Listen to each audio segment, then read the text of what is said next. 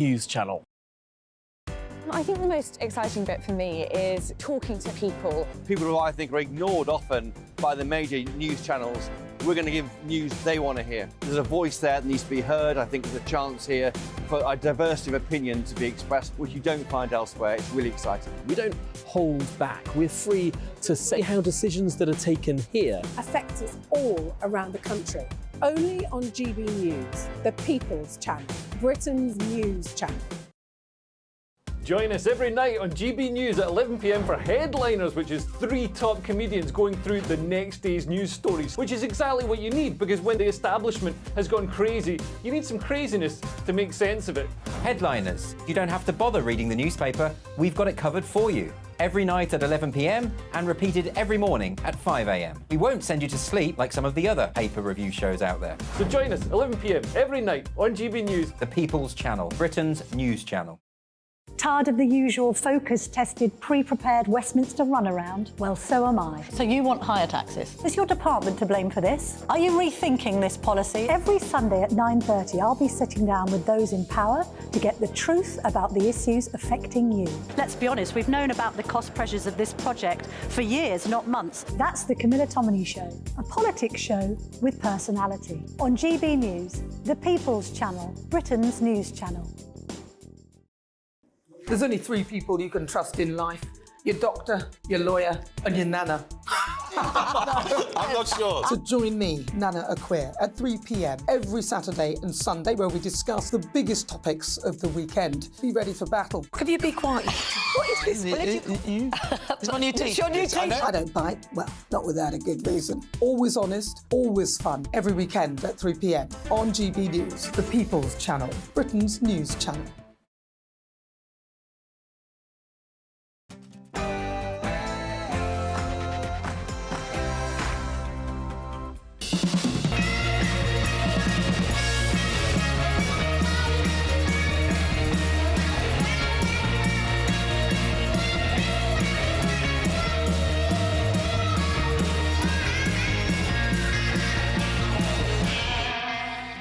Welcome to Lee Anderson's Real World. Tonight on the show, we've got the former Labour MP, Dennis McShane. We've also got the editor of CapEx, that's Alice Denby. She's on the show for the first time.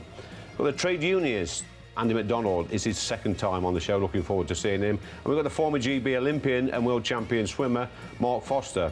And a great guest tonight, we've got the Towie, whatever that is, reality TV star, Junaid Ahmed. But first, let's go to the news.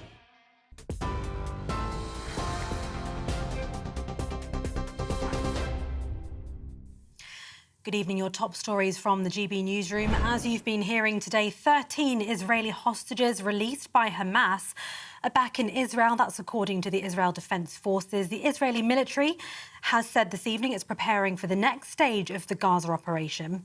These pictures show the hostages being transferred in Red Cross cars via the Rafah crossing this evening. More aid is being allowed into Gaza, which is expected to continue over the coming days. There was also a further group of Thai hostages released by Hamas following separate mediation efforts by Egypt and Qatar. Those released today include 13 Israelis, some of whom are dual nationals, 10 Thai citizens and a Filipino national. Qatar's foreign ministry says 39 Palestinian women and children have also been released from Israeli prisons as part of the deal. A temporary pause in fighting came into force this morning, which is expected to last for 4 days. Margaret Moses, Daniel Aloni, Amelia Aloni, Adina Moshe, Ohad Munda and Ruth Munda, just 6 of the Israeli hostages who've been released today.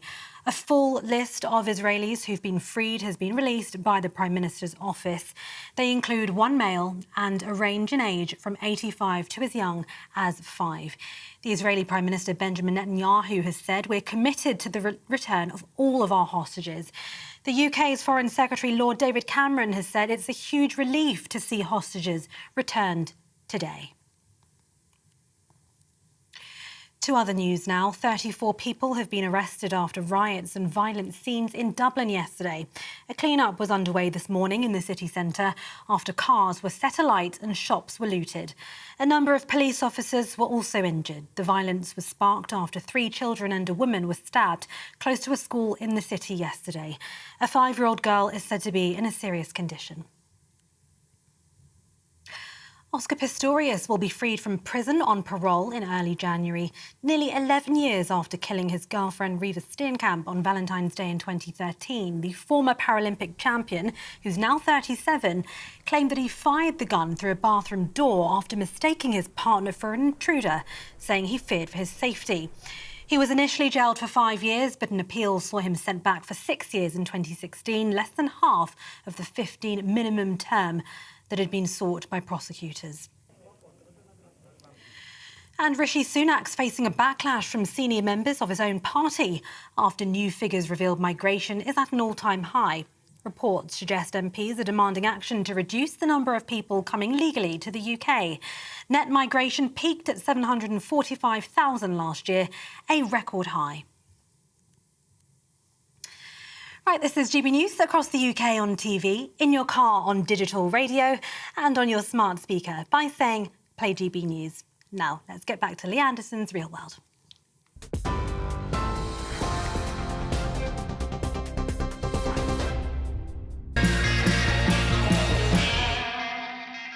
Welcome to Lee Anderson's Real World, and tonight joining on the show we have Alice Denby, editor of CapX, and the former Labour MP Dennis McShane. He's our left in the corner, proper socialist, and call you socialist, can't you? Of course you can. He's sat supping real ale and reading Le Figaro or something like that. A proper socialist. Look, we'll get straight to it, guys. This week's autumn statement, Jeremy Hunt made a pledge that we're going to get people back into work, and we have a odd core of people in this country that seem to be out of work for a long time, and he's going to try and encourage them back to work by giving them a chance, but ultimately sanctioning their benefits if they don't get into full-time employment. Alice, is that a good move by the Chancellor? I mean, I think the labour market in this country is completely broken. You know, we've got more than 1 million vacancies, and as you say, we've got this rump of people who are long-term unemployed, and that's gone up a lot since the pandemic as well. It's gone up by about 500,000 since the pandemic. So this is a real problem. So he's absolutely right to focus on it. And if you drill down into the data, one of the biggest drivers of this long-term unemployment is young men. That's where the biggest increase we see in unemployment.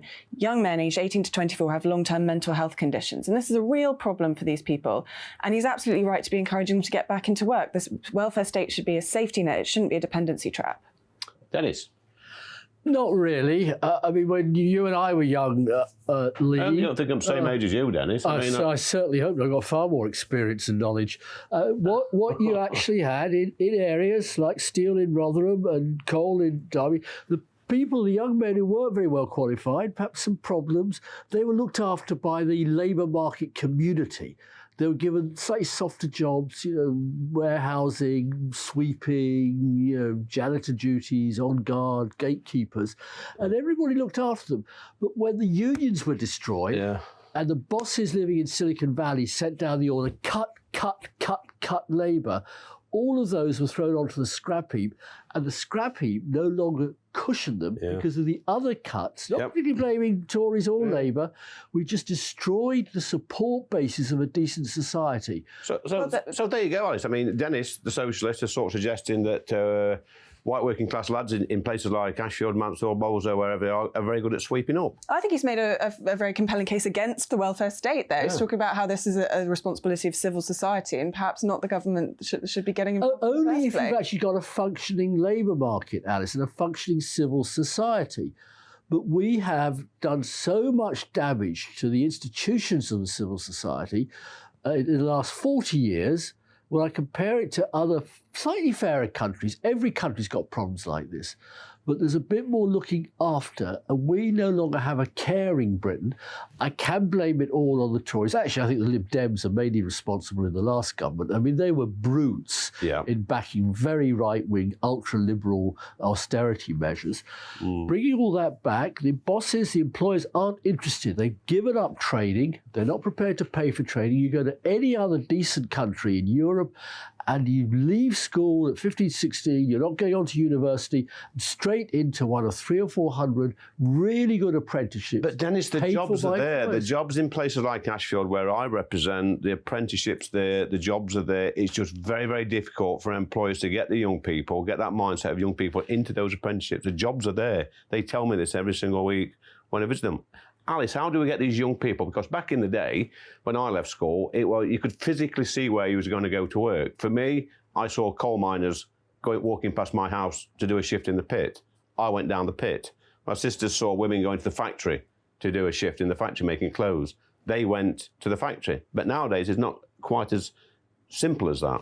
Yeah, I do think that the times have changed immensely, and certainly the idea of sort of 50% of young people going to university, that's, I think, a real problem for these people, because they're doing courses that aren't really preparing them very well for the workplace. But I think I have to disagree that this is a question of cuts. I think actually one of the bigger drivers of long-term unemployment is that it's far too easy for these people to get signed permanently off work. Yeah. I think there's real problems with the welfare system that is not doing what it should be doing of encouraging people back into work.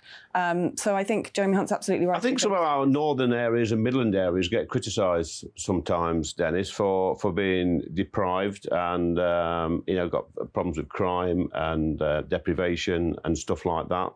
But there are a lot of opportunities in places like Ashfield, where I represent, and definitely in the north and in the Midlands of this country. But like I say, our biggest asset is our people, but we need to get out some of these people back into work. And even the long-term unemployed, there's lots of talent and skill there. Given the right opportunities, they can do a great job.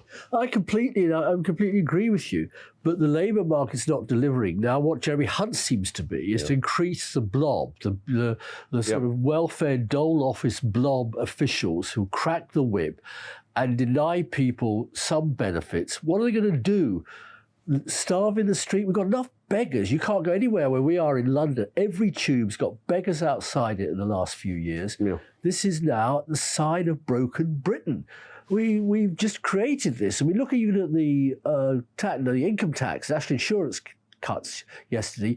If you're £100,000, you get 5 times as much as somebody on £20,000. So Jeremy Hunt gives to those who've got and is not giving it to the people who need it. We should reverse that. We should have given the national income tax cuts in money terms to the poorer people who needed to buy food. I mean, where I live in rich Pimlico, you're going there next week, very middle-class area, Tory council, Tory MPs. You live there, don't you? I live there because it was handy for Parliament, and I wanted to see my children grow up. And there's now a food bank, and they're giving out free food, spare food, on a nice middle-class residential posh London street. That is what is the Britain that's been created. Let's get this right then. What about Stockton? What about Stockton? What was this in the corner chirping in? Oh, it's Andy, what do you mean about Stockton? Yeah, you look at the Home Secretary, the newly appointed Home Secretary, James Cleverly. I mean, what was that? He was alleged to have made a very... Alleged, that's a good word. Alleged, make sure you know what alleged to make a very detrimental comment about Stockton. Well, look, Andy. At PMQs of all times, at PMQs. I find it very rude you just chipping in like that, but I won't answer you. Oh, thank you. I didn't hear that comment. He's denied it. His office has denied it. But, I think anybody looking at some of the northern seats, and I always said this before I was elected and since, that we look at the northern towns and the Midland towns, and they've all had something in common over the past 50, 60 years, which is they're deprived, the high streets are failing, industries have gone, but they've also always had a Labour MP. And the Tory government. It's not like Pimlico. The Tory government. They've always had Labour councils, and the areas are deprived. And I blame the Labour Party, the Labour representatives, the unions, and the Labour councils. This has happened on their watch. You've been saying in Ashfield all the jobs are there, all the apprenticeships are there. They are there. We've got a Tory government now. And we've had a Tory government for the last 30 years. Listen. No, but we went to the Tory MP there, and I'm the Tory MP. That's an independent council. Secured over £100 million from the Levelling Up Fund for Ashfield. We never had that, Dennis, under a Labour. All right, you can say it's all the fault of Labour, and I can say it's all the fault of Tories. That's childish drivel. That's no, I didn't say it was. I said they've all got something in common. Pub talk. They've always had a Labour. What they've generally had, in my working lifetime, has been it's been Mrs. Thatcher, it's been Sir John Major, it was Ted Heath, and then it was Nick Clegg, and then it was David Cameron, and not even the jokesters have been Prime Minister of late. But that's a silly point, but it's actually a malfunctioning labour market more than anything else, I would argue. I worked 15 years based in Switzerland. It's got the highest immigration in Europe, 27% of the Swiss population born in the EU outside of Switzerland. Everybody's okay, Dennis, we're going to have to wrap it up now because, I get it. You've lived in Switzerland, you live in Pimlico, I live in the real world. We're going to go now to the yes or no quiz. Right, guys, time for the yes or no quiz. Nervous faces. No cowardly behaviour, Dennis. We can't squirm away. It's got to be a straight answer, Alice, yes or no. First question for you, Dennis. Is the Chancellor right to try and get people back into work by sanctioning their benefits? Back into work, yes. That's an incorrect answer. It's got to be a yes or no. Not difficult. Alice? Yes. One for Alice. Right, for you, Alice. Number 2, should we leave the ECHR? Yes. Dennis? No. Dennis, will Nigel Farage win the Celebrity Jungle? Yes. Alice? Yes. Okay. And Alice, to you, cannabis, should it be legalised? Yes. Dennis? Yes. Final question, should the BBC TV licence be scrapped, Dennis? No. No.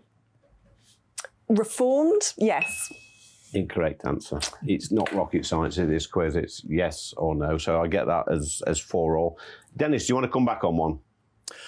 Very simply on the BBC, I think it's vital that we have one broadcaster that is independent. I don't agree with the BBC. I mean, they're very pro-Brexit. There's a lot of things I find objectionable about the BBC's coverage at the moment. But in other countries where you only have rich men controlling TV, the quality of public information debate goes down dramatically. Yeah. Gary Lineker, is he a rich man?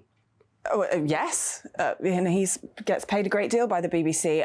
No, I think it's just completely unfit for purpose in the modern world. When you have the streaming service competitors, I don't see why people should be forced, at threat of criminal sanction, to pay for TV when they have so much choice of what they watch. Brilliant channels like GB News. I agree with you that public service broadcasting is really important. I think there's definitely a future for the BBC in a much more slimmed down form, and then there's the amazing commercial stuff it does that it currently can't, could make loads of money out of. But you know what, Dennis? You see these TV stations in other countries like Korea or wherever, where they're quite clearly biased. They pump out propaganda on a daily basis, always pro-government, but we have a national broadcaster that's anti-government.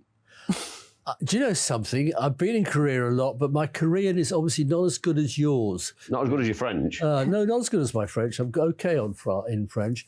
In most other countries, they may have a license fee or they pay it on the electricity bill or it's added to a bill, but the general principle has been that it's important to have one outfit, and I agree. The BBC, actually, I'm not that unhappy the BBC's against the government, or is always against Labour government. I mean, they crucified Tony Blair. I was there as a minister. For 8 years, I was in the Foreign Office and working on foreign policy. Turned us over all the time. I thought that showed us we were a confident nation. The government isn't trying like the Polish right-wing party that's just been booted out to shut it all down, or in Turkey they showed Putin. Alice, they shut it all down. Is the BBC impartial? I mean, I think one of the signs that it is quite impartial is that both sides thinks it's biased against them, and the government thinks it hates them. So does the opposition. I think the recent chair of the BBC was a good friend of our former Prime Minister. So I think it does do a good job of being impartial. My problem with the licence fee is that people are forced to pay it. I feel like people would probably voluntarily pay for the BBC. People love it. People like it a lot. I just think that it's not a funding model that's fit for the modern world. And the BBC itself would say this. It complains a great deal about not having enough money, not being able to do enough commercial stuff abroad that it might like to. So I just think it needs to change. I think, and if scrapping it in order to... OK, guys, we'll leave it there. Yes or no quiz, 4 each. Both struggled a little bit with the basic answers. But look, do not go away, because coming up next, we've got former world champion swimmer Mark Foster. Looking forward to that one.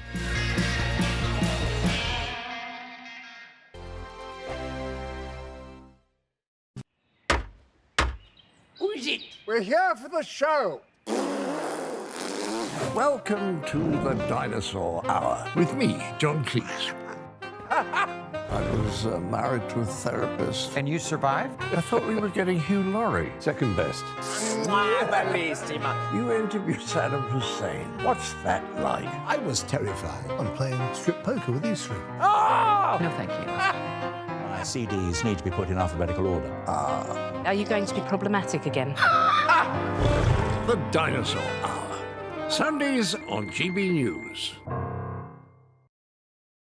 Good afternoon, Britain. Good afternoon, Britain. Join us, Tom and Emily, To find out what's happening in the heart of Westminster. and why it matters to you. Weekdays from midday, we bring you the most compelling stories from across the United Kingdom. And from your doorstep to our inbox, That's right, we want to hear from you, GB News. Britain's news channel.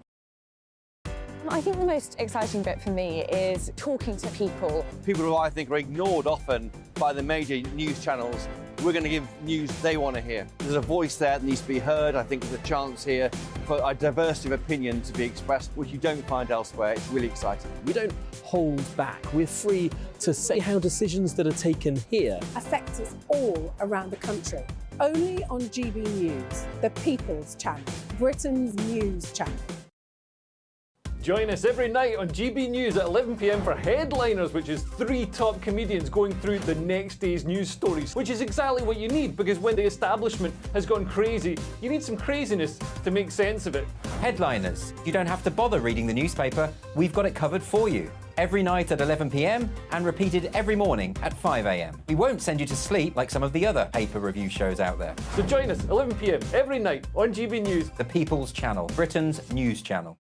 Tired of the usual focus-tested, pre-prepared Westminster runaround? Well, so am I. So you want higher taxes? Is your department to blame for this? Are you rethinking this policy? Every Sunday at 9:30, I'll be sitting down with those in power to get the truth about the issues affecting you. Let's be honest, we've known about the cost pressures of this project for years, not months. That's the Camilla Tominey Show, a politics show with personality. On GB News, the People's Channel, Britain's news channel.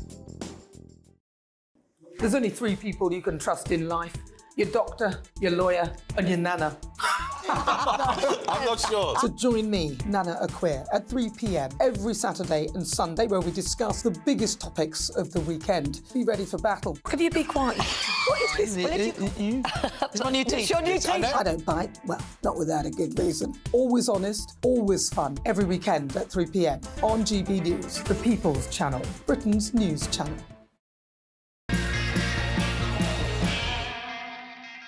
My next guest is former GB Olympian swimmer and 6-time world champion, Mark Foster. Great to meet you. Mark, you're a legend in our neck of the woods. We've got some good swimmers in Nottinghamshire. Rebecca Adlington was a great swimmer, but you, 6 times world champion.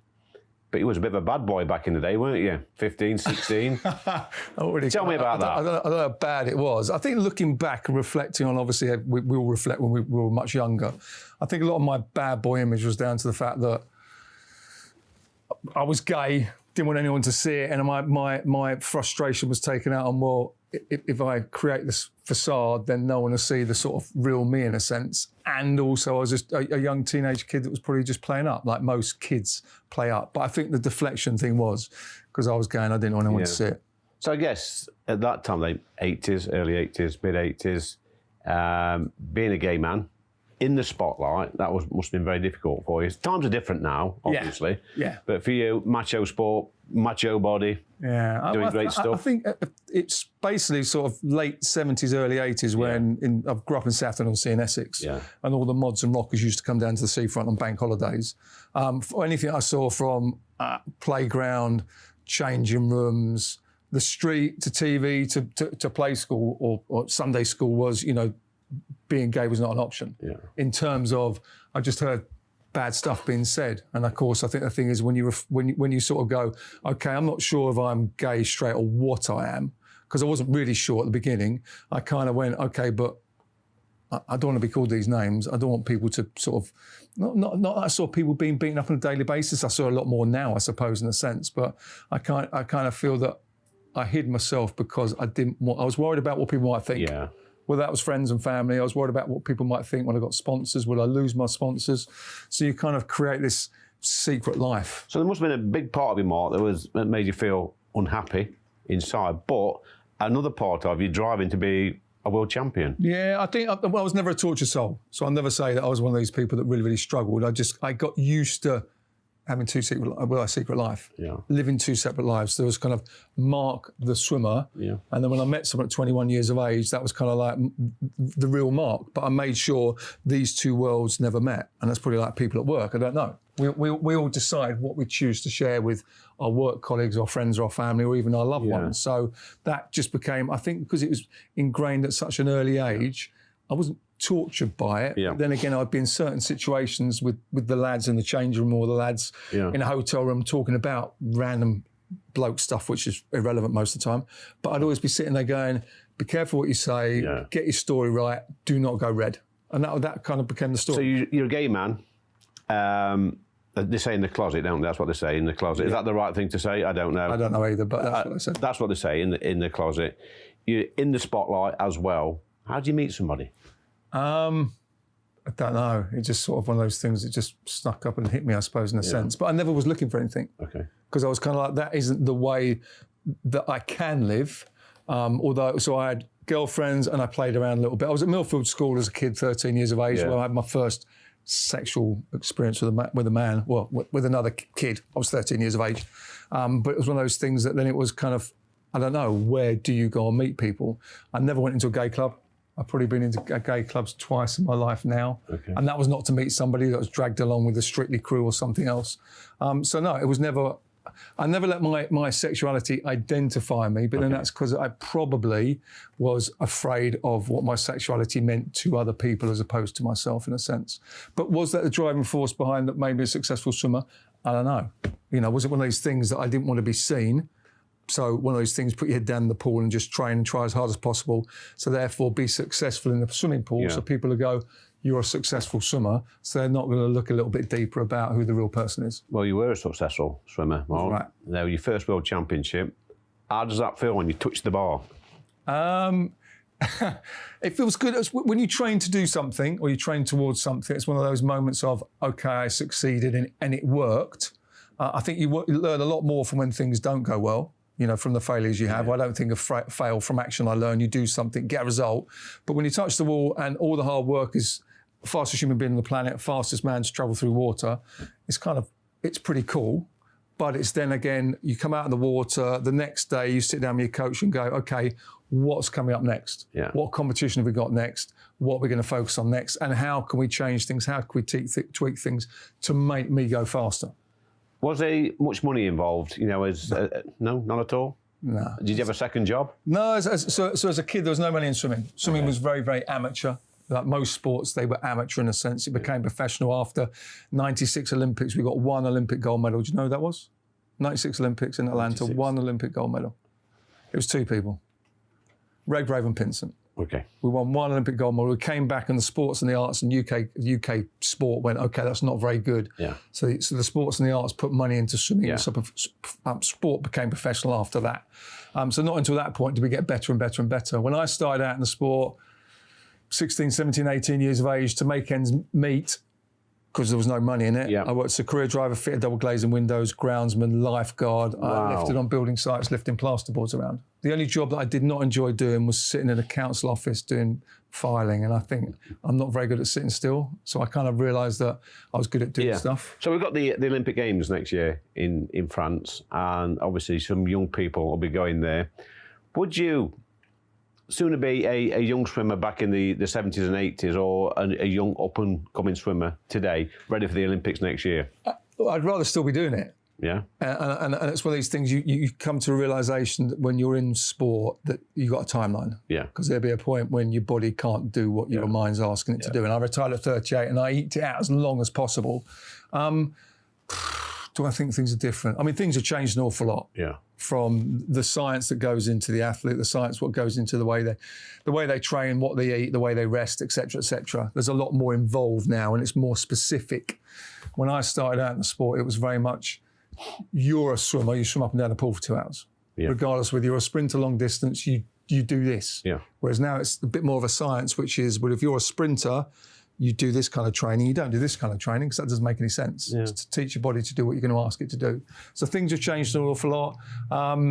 I think naivety was probably one of my things because we didn't have the World Wide Web or anything. We didn't know what other people were up to. So when I was swimming, it was very much believing that the people you were racing against were clean and there weren't any drugs in the sport. There were, and there was a lot of Eastern European countries back in the day. Did you suspect that at the time, Mark? No, we kind of talked about it, and on the women's side, it wasn't so prevalent on the men's side, but it was clearly must have been there. Yeah. So, 88 Olympic Games in Seoul, I think East German women, this is not Germany together, this is East Germany, West Germany separate, they won 12 out of 13 women's events. Wow. Next year, Olympic Games, 92, Germany together, didn't win one. Well, they might have won one with Francesca Van Almsick, but basically what I'm saying is, I mean, what a massive shift. So all of a sudden the wall comes down and everything's transparent. You can't cheat anymore. But they were cheating back in the day, like there was a systematic system in place in Russia, probably a few years ago. I never got on the block thinking I was racing against people that were on drugs. And one of my nemesis was a guy called Alexander Popov, a Russian. You probably heard of him. He never popped off. Anyway, it's very good. So, but he was unbeaten for about 9 years, and technically he was the most gifted swimmer freestyle I think I've ever seen. But was he doing anything? I never know. But I never got on the block thinking he was. So I think innocent till proven guilty.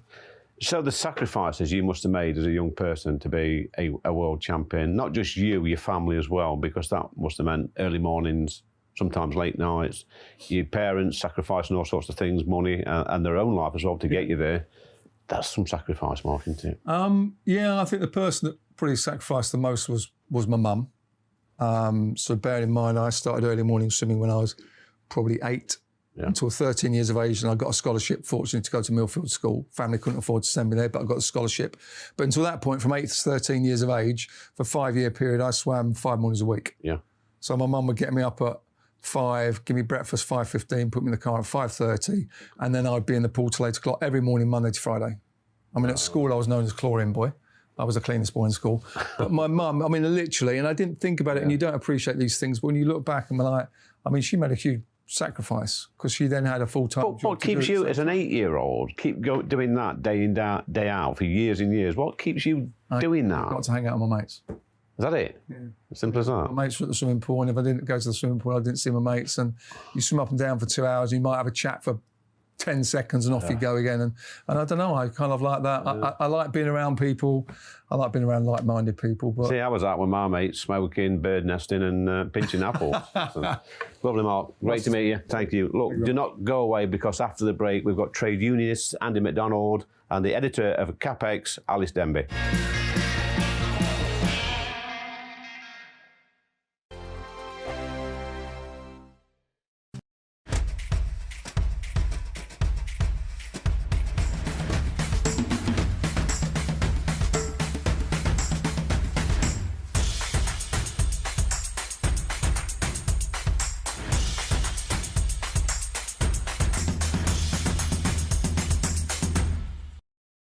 I think the most exciting bit for me is talking to people. People who I think are ignored often by the major news channels. We're going to give news they want to hear. There's a voice there that needs to be heard. I think there's a chance here for a diversity of opinion to be expressed, which you don't find elsewhere. It's really exciting. We don't hold back. We're free to say how decisions that are taken here affect us all around the country.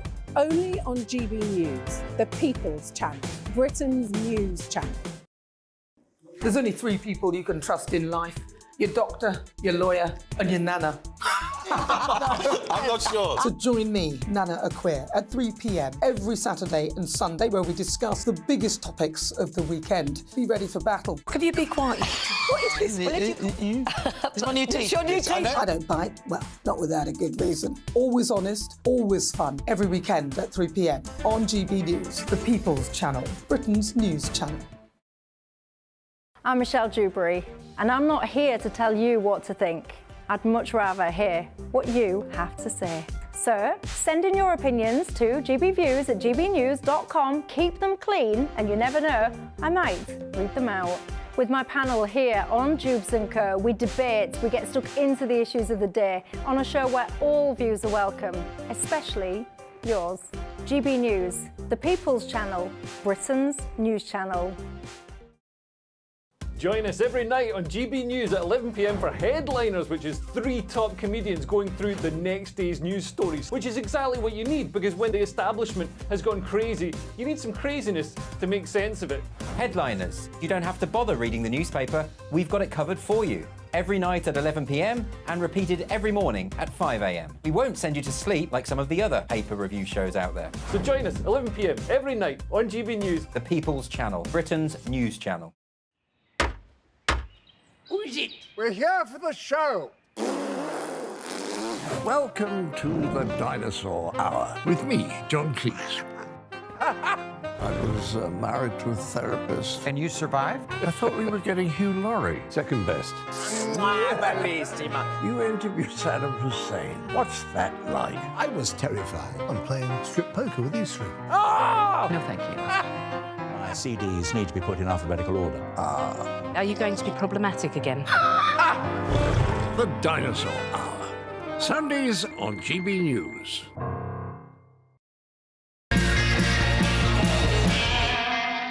It's time for Right versus Left. I've got Alice and Andy in the seat. Andy, it's your second time on the show, I think it is. It is, second. yeah. Alice, your first time. Thanks for doing this.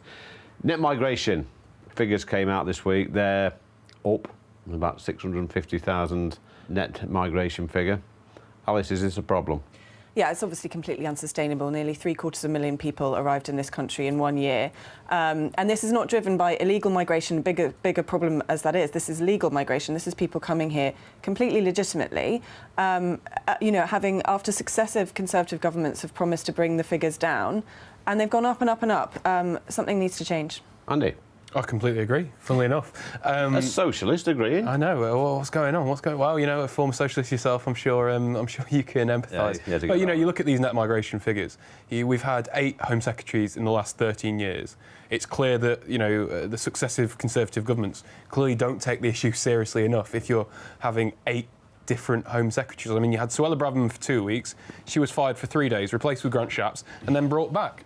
I mean, you know, Rishi Sunak clearly wasn't serious about it from the get-go, and I think that's reflective in these figures. OK, so of course, I mean, Andy, he bangs on about several Home Secretaries, but Andy, at one stage, wanted to see Diane Abbott as the Home Secretary. Now, do you think Labour is serious on migration? I mean, if we're talking about numbers, I don't think Diane Abbott was really the person to be controlling them. No, I don't think Labour is serious about migration, but I don't think the Tories are willing to take the bold choices necessary here either. This has nothing to do with Brexit. If you dig down into these figures, this is not driven by EU migrants. There's non-EU migrants who are coming here on perfectly legitimate visas. We need to be looking at the system of people people being able to bring their dependents, people enrolling on low-quality university courses, and where we need to be looking at the entire visa system, as well as, of course, controlling illegal migration. So when we see an increase in migration, net migration, Andy, does this make us more productive as a country? I think in some ways, yes, but in other ways, no.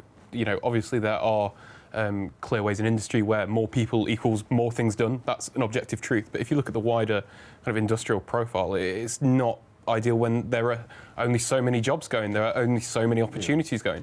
I think you'd need to look at having a wider industrial strategy if you are going to maintain this level of migrants coming in perfectly legally. But I think just on that point about Diane Abbott, you know, Lee, you were an elected Labour official when she was Shadow Home Secretary, so you were fighting for her to be Home Secretary as much as me. I wasn't, Andy, because if you came and campaigned in Ashfield... I did. Matthew Larzer will concur, because he actually admitted this a few days ago on GB News, that when we was knocking doors, we were saying, don't worry, Jeremy Corbyn and Diane Abbott will not be the Prime Minister or Home Secretary, but you can keep Glory as your MP. And that was our whole campaign. It was a very negative, very poor campaign. That's a break of collective responsibility. Well, that's how it was. But we talk about net migration increases productivity. I don't buy that argument personally, because businesses who run this country, basically, businesses, they're always looking for ways of increasing productivity with less people. We see production lines. Certainly when I worked down the pit, when I first started, we had 25 men working on a coal face. When I finished the pit, we had 8 men working on a coal coal face, turning more coal. So surely the way is to be more productive, Alice, is to do more with less people. Yeah, I mean, I absolutely think that migration can have economic benefits, but I think it's also been used as an excuse not to invest in the skills of our existing workers. And if it was to be of an economic benefit, then why do we have a million vacancies? So I think that it depends on the kind of migration, but certainly I think in terms of kind of democratic accountability, people want to see these numbers come down. Yeah. You forever see, I mean, the Labour Party, Andy, I know you're a supporter, but promote this as a good thing. They say we need people to do the jobs that British people won't do, but surely we should, the emphasis should be on British people doing these jobs, getting the skills that they need to do these jobs, upskilling like we spoke about earlier on the programme. Yeah, I agree with you again. God, what's going on? Yeah, I agree with you there. But I think if talented people do want to come into our country, and a lot of these are genuinely talented people, if they want to come into our country and enrich isn't it, the real they should talent? be allowed Isn't to. the real talent, guys, in this country already? There is a doctor, there's a brain surgeon, there's a lawyer, a solicitor, a dentist, on every single street in this country. We've just not found them yet. Alice?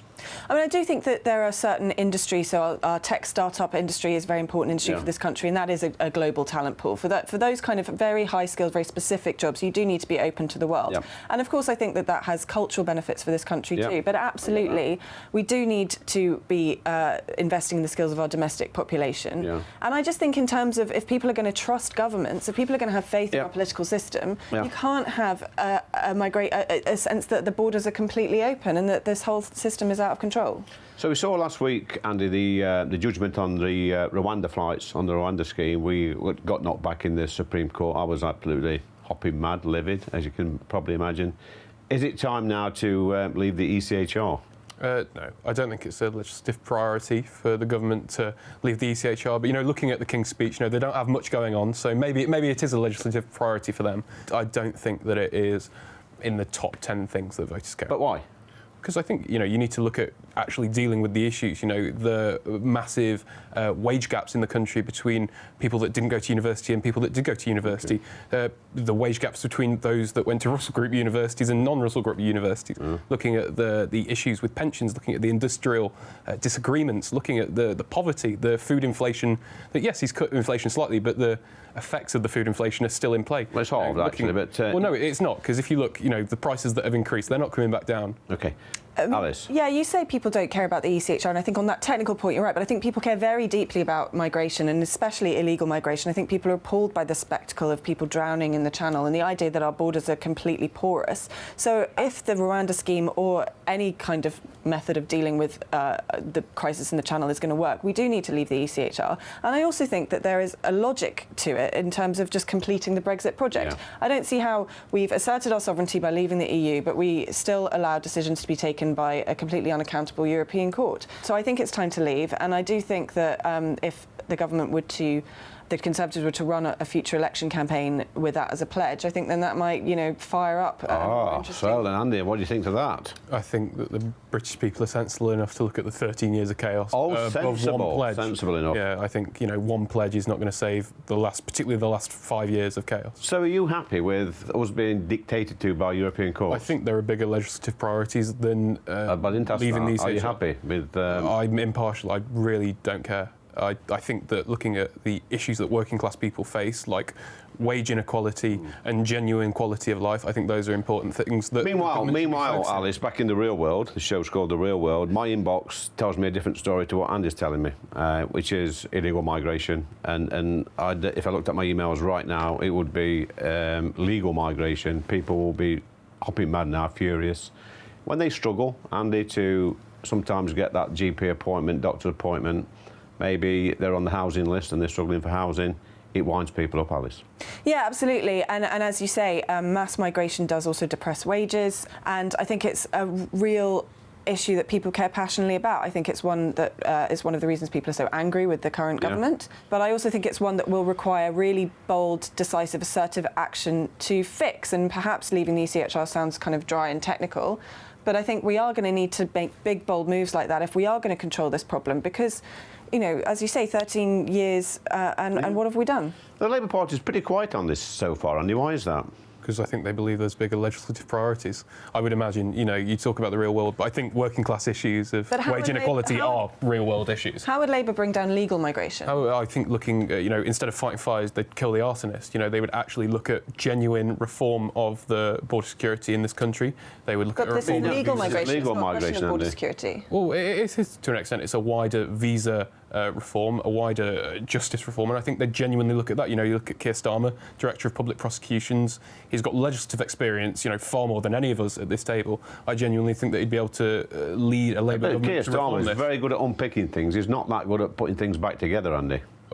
I don't know where you've got that from. Well, you watch him in Parliament, Alex. Oh, you watch slaying Rishi Sunak at the really? every week. Really? Yes. How much of that you had to drink? Probably far too much. It's not what I saw this Wednesday. I have absolutely no idea what Keir Starmer plans to do about legal migration. On illegal migration, he seems to think he can tackle it as a kind of criminal justice problem. He says he can smash the gangs by cooperating with France. But, I mean, if that were true, why hasn't it happened yet? I think the fact is that, if you're going to stop this problem, you need to have some aspect of deterrence in the migration system, and you need to stop people coming here in the first place, not stop them once they're already in France. I think the reason it's not happened is because we've had 8 Home Secretaries in the last 13 years, and they are not very serious people. So then, Andy, we hear it all the time, don't we? 13 years of Tory rule. Hear it every single day in the chamber, but you've had 13 years of opposition and not one single plan. Look, do not go away, because coming up next we've got Junaid Ahmed. He's from the TOWIE, what is that what we call it? Reality TV star. Do not go away.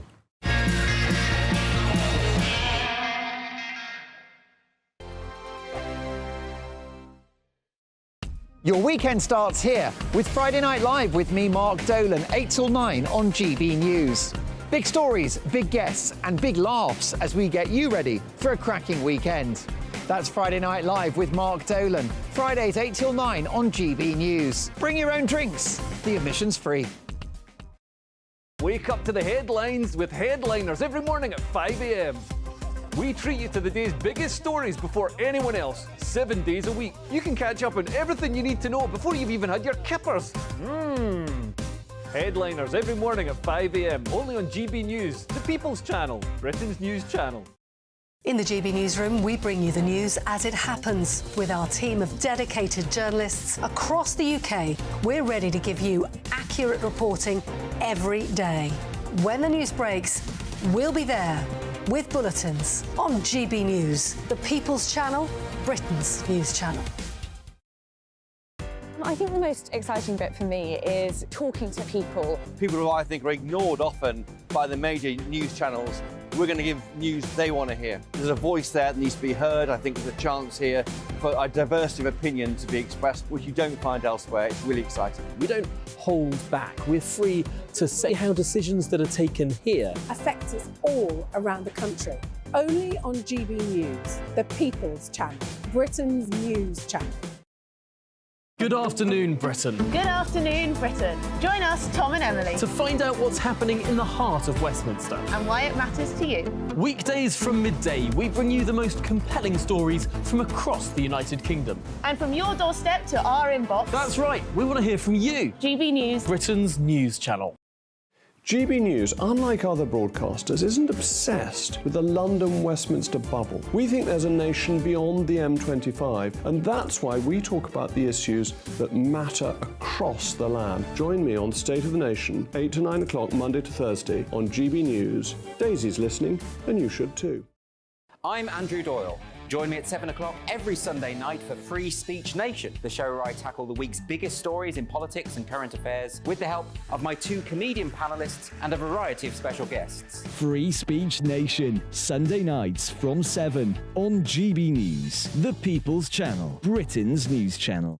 Tired of the usual focus-tested, pre-prepared Westminster runaround? Well, so am I. So you want higher taxes? Is your department to blame for this? Are you rethinking this policy? Every Sunday at 9:30, I'll be sitting down with those in power to get the truth about the issues affecting you. Let's be honest, we've known about the cost pressures of this project for years, not months. That's the Camilla Tominey Show, a politics show with personality. On GB News, the People's Channel, Britain's news channel.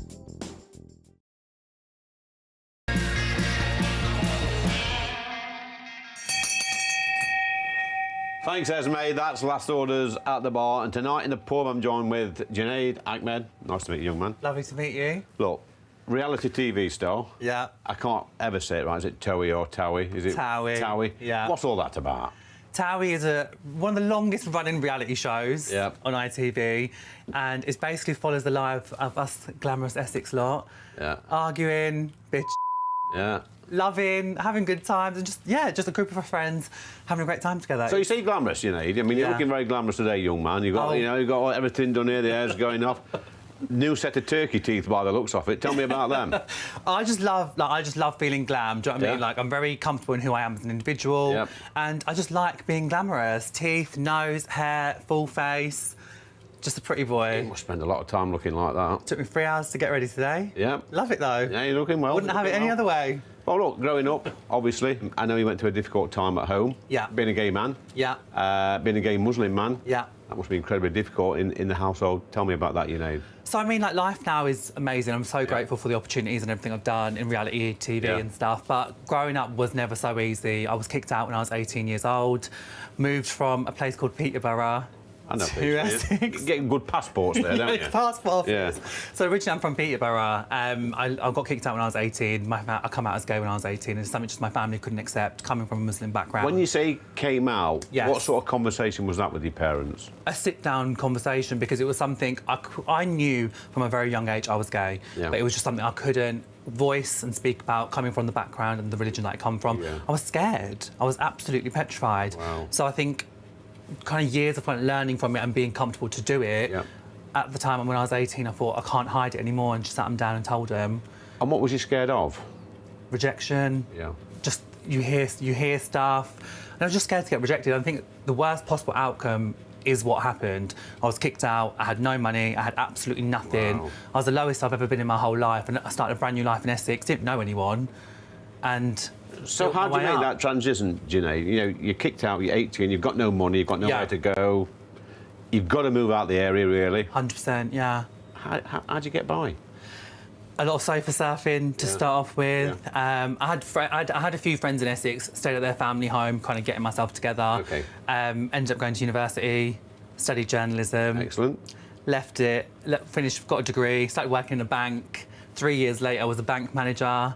And then The Only Way is Essex called. So, how do you get that gig? Do you apply? Do you fill a format? Do you go for an audition? No, so I actually appeared on a show called Love Struck High on Amazon Prime. Yeah. Lindsay Lohan was the voiceover. So I actually did that show first when I was 25. Yeah. And then as soon as I come back from filming, the producer Towie got in touch with me. Yep. And we're like, you are brilliant.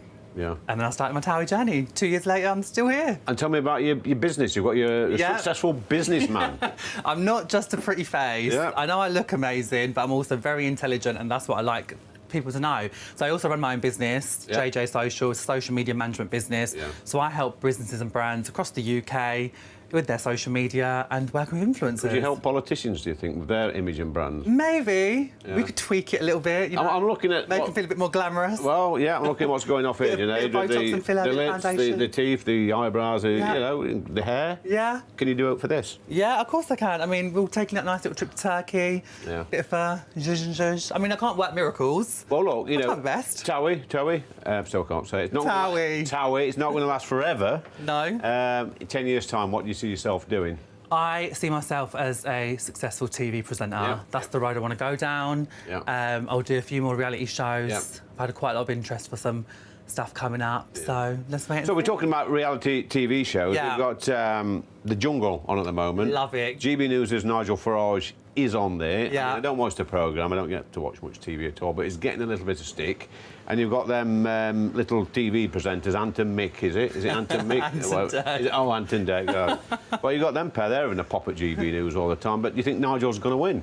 I actually don't know. I'll be honest. I didn't have much of an opinion of him before he came in. Obviously, everyone knows, and everyone's got their own opinions, which everyone's entitled to. Yeah. But I actually quite like him. Yeah. I think he's coming across really nice. He just seems like a normal person. Yeah. So why do you think people are so shocked? They think that he's a nasty, horrible person. Because I know Nigel very well. Had a drink with him, you know, see him at our social, see him at work at GB News. He's always been incredibly polite and nice, and, you know, his politics might not be for everyone, but we should live in a tolerant world. Yeah, I think that's what it is. I think with politics, people are so divided with opinion, and I think he is someone that does cause quite a lot of different opinions, and I think it is just him, but I think from everything that's happened, I think people are seeing, like, a normal side to him. As much as what we all do for careers and on TV and off TV, at the end of the day, we are just normal people. I don't walk around with 6 layers of foundation every single day. At home, I'm in my PJs with no makeup on, enjoying watching I'm a Celeb and Towie. Slumming it. Slumming it. I wouldn't call it slumming it, I'd call it natural. Natural vibe. Well, look, Junaid, there's a pint pot over there. There's a pump.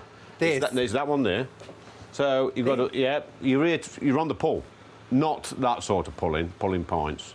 I've never ever pulled a pint. Well, there's your pint pot, so go for it. You've got 30 seconds to pull a pint and then slap it on the bar.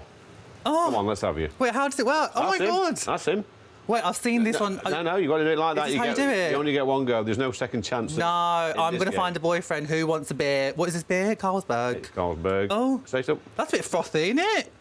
Look at that. Oh. Oh, dear. It's alive. It's alive. It's attacking him. Just slap it on the bar. I don't think he'll take me home after this, but he can enjoy that. It's not good. How much is it? £3.20? Your face looks a lot better than the beer you've just poured. I've got to admit that. Obviously, a lot more care and attention has gone into your appearance than pouring that pint. Esme, where are you?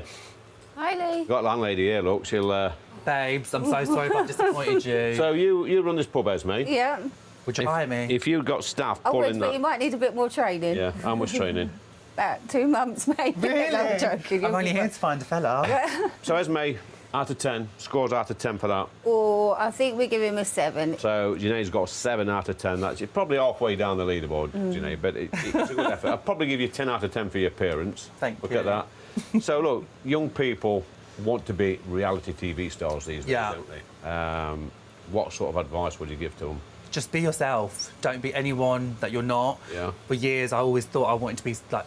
I thought producers will always see a different side to me, but be authentically who you are as an individual and be comfortable with who you are. Because for years you were probably scared to be yourself, weren't you? 100%. Yeah, definitely. I think I spent years trying to be someone I'm not, and now I'm the most comfortable I've ever been in my life, and I'm grateful for the life it gives. Reality TV is amazing. Anyone wanting to do it, do your research and be proud of who you are. So what gets you out of bed in the morning? What motivates you? Is it bad if I say looking at myself in the mirror? Oh, bad for who? Because I love it. No, on a serious level, I'm in a position in my life where I can inspire a lot of people. I get up, I work, I enjoy what I do. I am the only gay Muslim reality star on national television at the minute. So for me, I've got a platform that I need to use to help other people kind of push themselves out of bed. Fan mail. Do you get fan mail? I do. And what does it say? Obviously, you can't say everything. But, I suppose you're a bit of a role model or inspiration. Yeah, for, I'll be honest. people. A lot of messages I've had is from mums that have got like gay sons and they don't know how to like be around them and what to do. Okay. And the best advice is love them and be their best friend. Yeah, I suppose that's good advice. Well, look, young man, it's been a pleasure. To meet you. You look immaculate, I've got to say. Immaculately turned out, isn't he, Esme? Yes, you know, everything going off. Gorgeous. It's the first time ever I've met a gay Muslim man.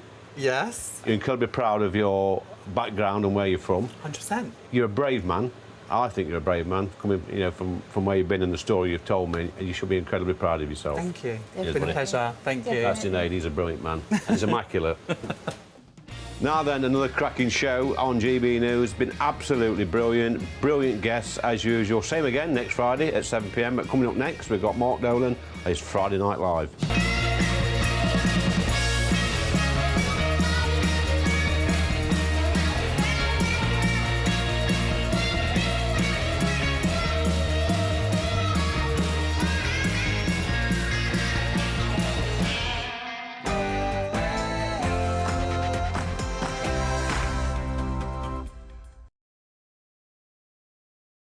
Welcome to Mark Dolan tonight and Friday Night Live. That's right, a really busy hour to come. Should Britain have a 5-year pause on immigration? We know the figures. Lee was just talking about them. 672,000 people in a year. 1.2 million people, if you don't count those who have had enough and left. Is that sustainable? Do the public want a different kind of net zero? A net zero on immigration? Also, is it now a crime to be a man. The brilliant parliamentary authorities have been outlining courses on toxic masculinity. But why do we have a war on men? Toxic masculinity was pretty useful when we had to stand up to tyranny in 2 world wars. Also, you won't believe this, was the bubonic plague racist? The BBC think it was. That's all part of my Friday big opinion. And what about Nigel in the jungle? Is he smashing it? Is he getting it done? I think he's coming across very well. And the reason why is because he's the real deal. He's authentic. Nigel is Nigel. I think he might just win the thing, but we'll get the views of the king of the jungle, a man that survived life in the Premier League as a top manager, the one and only Harry Redknapp. So it's all to come. My big opinion in the studio, Britain's only honest politician, Philip Davies, and top commentator Precious Muir. We're live at 8. See you then. Who is it? We're here for the show. Welcome to the Dinosaur Hour with me, John Cleese. I was married to a therapist. And you survived? I thought we were getting Hugh Laurie. Second best. You interviewed Saddam Hussein. What's that like? I was